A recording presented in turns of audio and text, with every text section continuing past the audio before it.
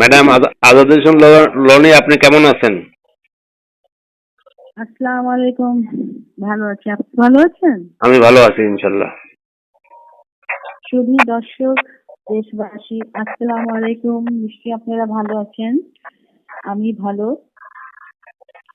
তো আজকে আমার জীবনে একটা স্পেশাল ডে। ঠিক ধরেছেন।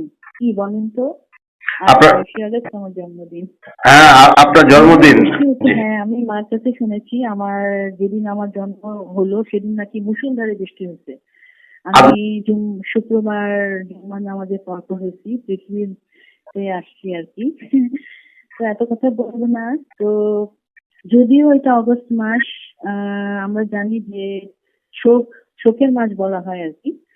বঙ্গবন্ধু শেখ মুজিবুর রহমান আমাদের জাতির পিতা, ওনার 15ই আগস্ট ওনার মৃত্যুবার্ষিকী, এই জন্য আমরা খুব একটা হইচই করি না এই মাসে। ঠিক আছে না ভাই? হ্যাঁ, হ্যাঁ, হ্যাঁ, হ্যাঁ, হ্যাঁ। তো আহ আমার জন্মদিনটা 10ই আগস্ট পড়লো আর কি। আর ইংরেজি 10 আগস্ট, আর বাংলায় শ্রাবণ মাস। জি। তো হ্যাঁ, বাংলায় শ্রাবণ মাস। তো আজকে সূর্যোদয়ের পর থেকেই সেই সুন্দর দিনের আগমনী বার্তা আমার হৃদয়কে পুলকিত করছে। আর হঠাৎ করে আবার বৃষ্টি শুরু হচ্ছে দুপুরের পর থেকে। তো আমার বাবা সামরিক বাহিনীর একজন উচ্চ পদস্থ doctor, colonel doctor Alhaj M A Hossain, chief anaesthetist of Dhaka CMH. দেশের বাইরে অনেকদিন চাকরি করছেন আর কি। আর মা তো সুগৃহিণী, সে সংসার, রান্না বান্না, সেলাই, বাগান করা সবকিছু নিয়ে আম্মা সব দিকে পারদর্শিনী। আর আমাদের ভাই বোন সবাইকে শিক্ষা দীক্ষা দিয়ে ভালো মতো মানুষ করেছেন, মানুষের ভিতরে মানুষ করেছেন। আর আমার আমার মানে ইচ্ছা ছিল আমি আব্বার মতো একজন ডক্টর হব। ছোটবেলা থেকে এসে রাইটিং এ লিখতাম, I want to be a doctor. কিন্তু সবার তো সব ইচ্ছা পূরণ হয় না। আমি বিজ্ঞানের ছাত্রী, সায়েন্সের ছাত্রী ছিলাম আর কি। তো বাবার ইচ্ছা ছিল আমি ইঞ্জিনিয়ার হব বা আর্কিটেক্ট, আর আমার ইচ্ছা ছিল ডক্টর হব। আর মা বলতেন তুমি যেটাই পছন্দ করো সেটাতে, জেনারেল লাইনে যাও, যেটাই পছন্দ করো। কিন্তু আমার আবার আরেকটা ইচ্ছে ছিল, আমি প্লেনে উঠলেই সবসময় বলতাম মাকে, বিশেষ করে, যে আম্মা আমি এয়ার হোস্টেস হবো। হ্যাঁ। আর বলতাম যে এয়ার হোস্টেস যেরকম ড্রেস পরে না মা, ওরকম ড্রেস আমাকে কিন্তু বানাই দিবা তুমি, বুঝছেন? হুম। এখন এগুলো চিন্তা করলে খুব হাসি পায়। হুম। তো আহ, অনেক কথা বলছি আর কি। আর হবি, আমার হবি হলো গান শোনা, গান গাওয়া, বই পড়া। বই আমার খুব ভালো একটা বন্ধু। হুম, অবসর সময় বই পড়ি। আর রাইটিং করি, পেইন্টিং করি, তারপরে খেলাধুলা করি, এগুলো আমার হবি। তারপরে ইয়ে করি, রান্না টান্না করি। আর খুব যখন ক্লাস 1-2 পড়তাম, হ্যাঁ, তখন তো দেশের বাইরে ছিলাম, আমার একটা হবি ছিল, আব্বা সেই আমার মানে স্ট্যাম্প কালেকশন করা আমার একটা হবি ছিল। সব দেশের স্ট্যাম্প কালেকশন করতাম। তো আব্বা আমাকে তো বই কিনে দিয়েছিলেন আর কি স্ট্যাম্প কালেকশনে, ওটা ওটার মধ্যে সব স্ট্যাম্প কালেকশন করতাম আর কি। এখন ওই হবিটা নাই আর কি, এখন তো জি। চলে গেল হুম। ওইটা। তো পরে আস্তে আস্তে আমার সাবজেক্ট ছিল বায়োলজি, ফিজিক্স, হুম, আর লিটারেচার আমি পছন্দ করতাম। আর স্কুল কলেজ ইউনিভার্সিটি লাইফে তো সবসময় লেখাটা এগুলার সাথে জড়িত ছিলাম। হ্যাঁ, তারপরে খেলাধুলা, গান বাজনা, সবসময় এগুলা মানে সব দিকেই আমি সব পারদর্শী ছিলাম আর কি। তো আর বার্থডে যদিও, হুম, বার্থডে উপলক্ষে আমি চাচ্ছি দর্শকদের কিছু গান, মানে অনেক গান, কোটি কোটি লাখ লাখ গান আছে, সেখান থেকে সিলেক্ট করে গান, কিন্তু সিলেকশন করা অনেক কঠিন কাজ। কঠিন কাজ। তারপর জি। আমি দুই একটা গান পছন্দ করে সিলেক্ট করছি, আপনাদেরকে দিয়ে শোনাবো। আর এখন তো আমি বিয়ে টিয়ে হয়ে গেছে, সংসার জীবনে পা দিয়েছি। আমার হাজবেন্ড একজন বুয়েট থেকে পাশ করা কেমিক্যাল ইঞ্জিনিয়ার। আর সন্তান, বাচ্চা কাচ্চা আছে আর কি। তো এদের নিয়েই সংসার সময় কাটে, অবসর সময়ে এই গান বাজনা, রাইটিং, এগুলা নিয়ে সময় কাটে। হ্যাঁ, স্কুলে মানে আগে স্কুলে জব করতাম, সেটা ছেড়ে দিয়েছি। পেপারের সাথে ডেইলি স্টারে কিছুদিন কাজ করছি। হ্যাঁ, তো এখন আর এগুলা নিয়ে বেশি না, গানটাকেই বেশি প্রাধান্য দিই আর কি। গানটাকে প্রাধান্য দিই। আর আপনার কিছুদিন আগে অবশ্যই যে আপনার যখন কাজটা চলতেছিল, তখন আমার ছোট ভাই, আমরা তো দুই ভাই, আমার বড় ভাই ডক্টর ইউএসএ তে আছে, আর ছোট ভাই কানাডাতে, ও একটা ইউনিভার্সিটির লেকচারার। তো ও আসছিল, ও যেদিন আসলো সেদিনই কারফিউটা দিল। তার সময় কথা হয়েছে, দেখা করতে পারেনি। পরের ফ্লাইটেই সে আবার চলে গেছে আর কি। আচ্ছা, ওই সময় ভাইয়ের সাথে দেখাও করতে পারলাম না। তো যাই হোক, আমি প্রাইভেট কথা বললাম। হ্যাঁ, তো এখন আমি চাচ্ছি আপনাদের দুই একটা গান আপনাদের শোনাবো। প্রথম গানটা হচ্ছে আমার জন্মদিন উপলক্ষে, আমার প্যারেন্টসের প্রিয় গান এটা। এটা ওপার বাংলার রিনাউন্ড শিল্পী মান্না দের গাওয়া যদি কাগজে লেখো নাম। এই গানটা আব্বা আম্মার খুব প্রিয়, আমি দু এক লাইন গেয়ে দিচ্ছি। এই গানটা আমার জন্মদিন উপলক্ষে আর কি যাচ্ছি। যদি কাগজে লেখো নাম, কাগজ ছিঁড়ে যাবে, পাথরে লেখো নাম, পাথর ক্ষয়ে যাবে, হৃদয়ে লেখো নাম, সে নাম রয়ে যাবে। যদি কাগজে লেখো নাম, হৃদয় হয়ে যাও, সে তো ভালোবাসে, প্রতিটি মানুষেরই জীবনে প্রেম আসে।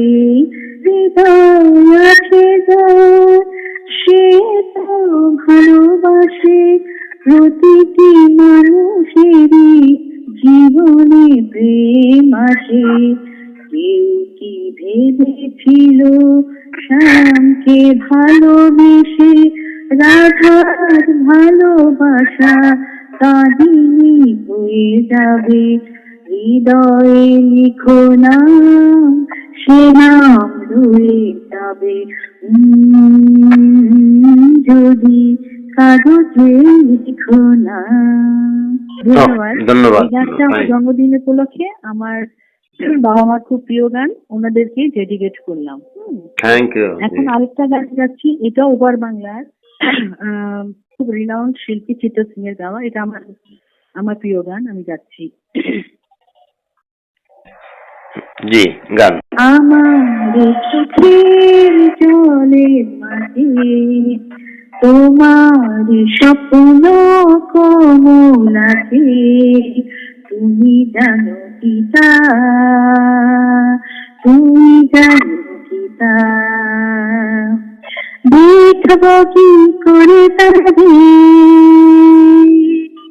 নীরব অহংকারে আমার দহন মনে, সে যে গান হয়ে বাজে, তুমি জানো কি তা, তুমি জানো কি তা। আমার চোখের জলে মাঝে তোমার স্বপ্ন কোমল আছে, তুমি জানো কি তা, তুমি জানো কি তা। তো প্রথম গানটা মান্না দে, পরেরটা চিত্র সিং এ গেলাম। এখন ভাবতেছি একটু চেঞ্জ করি। পাকিস্তানের যে রিনাউন্ড গজল গায়ক মেহেদী হাসানের একটা গজল গাচ্ছি। এই গানটা খুব কঠিন, অতটা সোজা না, চেষ্টা করছি। আমার হাতে কিন্তু কোনো মানে গানের কোনো লিরিক্স নাই, কোনো লেখা নাই, লিরিক্স নাই, কিন্তু আমার মনে হয় হয়তো যদি আমার কথাগুলো গানের ভুল হয়, ক্ষমা সুন্দর চোখে দেখবেন, আর সুরগুলো ইনশাল্লাহ ঠিক হবে। সুর আমার কখনো ভুল হয় না। আমি যাচ্ছি।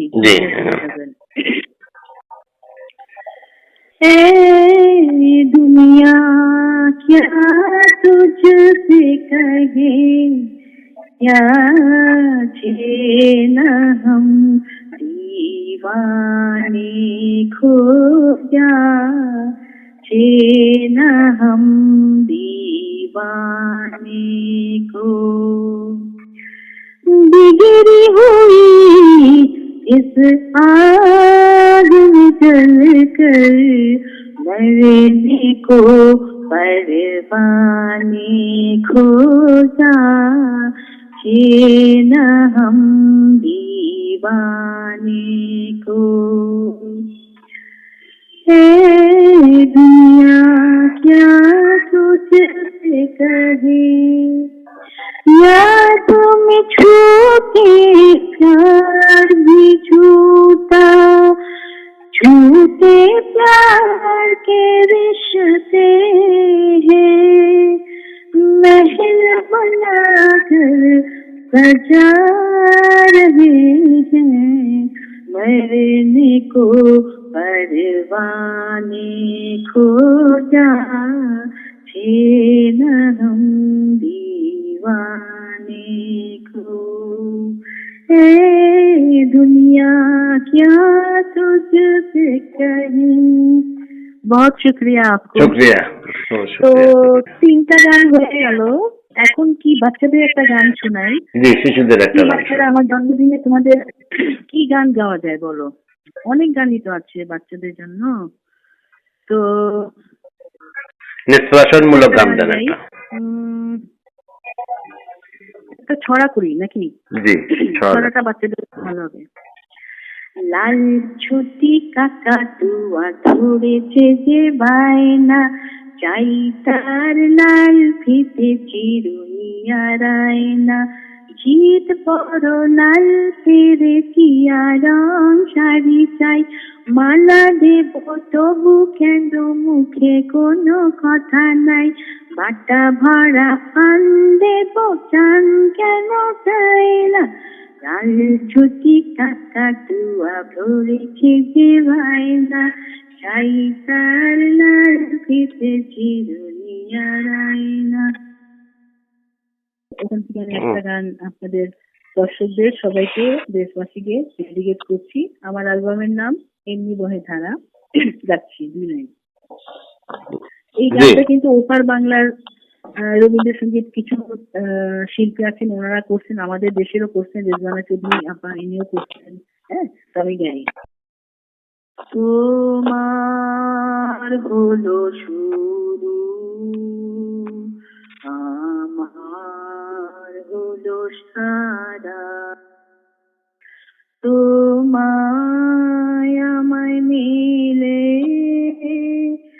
এমনি বহে ধারা তোমার হলো শুরু আমার হলো সারা তোমার জলে বাতি তোমার ঘরে সাথী আমার তলে রাতি আমার তরে তারা তোমার হলো শুরু আমার হলো সারা। ধন্যবাদ। বেশি অল্পই গেলাম। এই রবীন্দ্রসঙ্গীত সবসময় আমরা জি স্বল্পে গাই, বুঝছেন, এই জন্য নিচে স্কেল হচ্ছে। তো আর বেশি সময় নষ্ট করবো না, এখন লাস্ট শেষ গান গাই।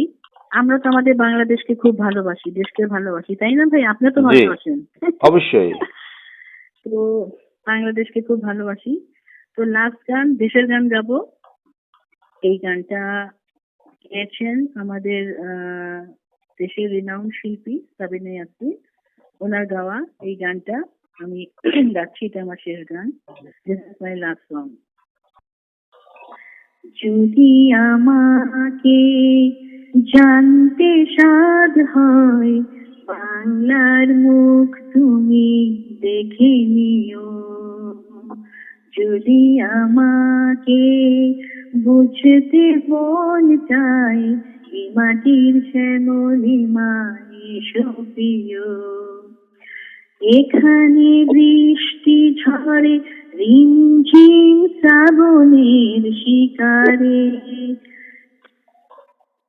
পাহাড়ি সবুজ মায়া ডাক দেয় দুটি হাত বাড়িয়ে, এখানে ঝর্ণা যেন যেতে চায় সুদূরে হারিয়ে। পাহাড়ি সবুজ মায়া ডাক দেয় দুটি হাত বাড়িয়ে, যদি কখনো দেখতে সাধ হয় আমার হারাবার ঠিকানা, তবে নিজের হৃদয় তুমি দেখে নিও। যদি আমাকে জানতে সাধ হয় বাংলার মুখ তুমি দেখে নিও।